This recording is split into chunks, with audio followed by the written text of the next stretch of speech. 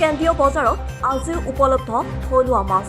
আজি 2 দিন ধৰি নগাঁৱৰ পৰা অহা নাই মাছ, কিন্তু আজিৰে পৰা উজনিলৈ মাছ নপঠিওৱাৰ সিদ্ধান্ত উঠাই ল'লে নগাঁও মীন পালক সন্থাই। ক্ষমা বিচাৰিলে উজনিৰ মৎস্য ব্যৱসায়ৰ ওচৰত নগাঁৱৰ মীন পালক সন্থাই।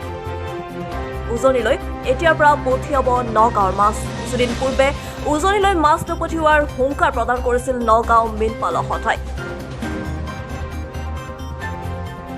চাওক, এটা কথা পুনৰ প্ৰমাণিত হ'ল যে অসমীয়া জাতিৰ স্বাভিমানী জাতি, অসমীয়া জাতিয়ে কোনো কাৰণতে কেতিয়াও কাৰো আগত তল কৰা নাই, সেইটো আজি পুনৰ প্ৰমাণ হ'ল।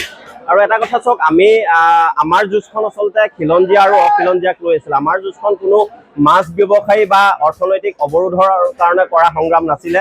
খিলঞ্জীয়াৰ স্বাৰ্থ ৰক্ষাৰ বাবে কৰা যুঁজখনত আচলতে কেইজনমান অখিলঞ্জীয়া নগাঁৱৰ মৎস্য ব্যৱসায়ী যি ধৰণৰ জেহাদ ঘোষণা কৰিছিলে, সেইটো সঁচাকৈ দুৰ্ভাগ্যজনক, সেইটো আমি বিচৰা নাছিলোঁ। কিন্তু উজনি অসমৰ বিভিন্ন দল সংগঠনৰ লগতে শিৱসাগৰৰ দল সংগঠনক যিহেতু প্ৰত্যাহ্বান হিচাপে তেখেতলোকে জনাইছিলে যে উজনিলৈ মাছ নপঠিয়া, বিশেষকৈ শিৱসাগৰ, যোৰহাট, ডিব্ৰুগড়লৈ মাছ নপঠিয়া। গতিকে সেই প্ৰত্যাহ্বান আমি শিৱসাগৰৰ দল সংগঠন লগতে শিৱসাগৰৰ ৰাইজে আচলতে তাক গ্ৰহণ কৰিছিলে। আৰু ইতিমধ্যে আপোনালোকে দেখিছে যোৱা 2টা দিনত শিৱসাগৰৰ মাছৰ বজাৰত আচলতে নগাঁৱৰ পৰা মাছ পঠিওৱা নাছিলে, তথাপিও কিন্তু আমাৰ লোকেল মাছেৰে আচলতে বজাৰ ভৰি আছিলে। গতিকে তেনে ক্ষেত্ৰত নগাঁৱৰ বিষাক্তযুক্ত মাছ ইয়ালৈ পঠিয়াই বা নপঠিয়াই তাত আমাৰ কোনো ধৰণৰ অসুবিধা নহয়। যিহেতু আমি অৰ্থনৈতিক অৱৰোধৰ ঘোষণা কৰা নাছিলোঁ, তেনে ক্ষেত্ৰত আমাৰ কোনোবাই মাছ পঠিয়ালেও অসুবিধা নহয়, নপঠিয়ালেও অসুবিধা নহয়। কিন্তু এটা কথা ঠিক যে বিষাক্ত মাছ খোৱাতকৈ আচলতে শিৱসাগৰলৈ বা উজনি অসমলৈ তেখেতলোকে মাছ নপঠিয়াটোৱে ভাল। আৰু আমি চৰকাৰলৈ এটা আহ্বান জনাব বিচাৰিছোঁ যে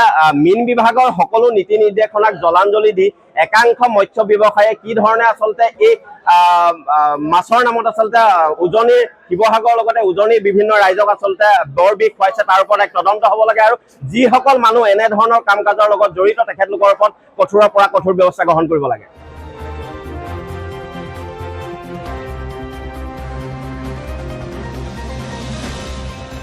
শিৱসাগৰৰ পৰা ৰাতু কুমাৰ দাসৰ ৰিপৰ্ট, লেংটন বাতৰি।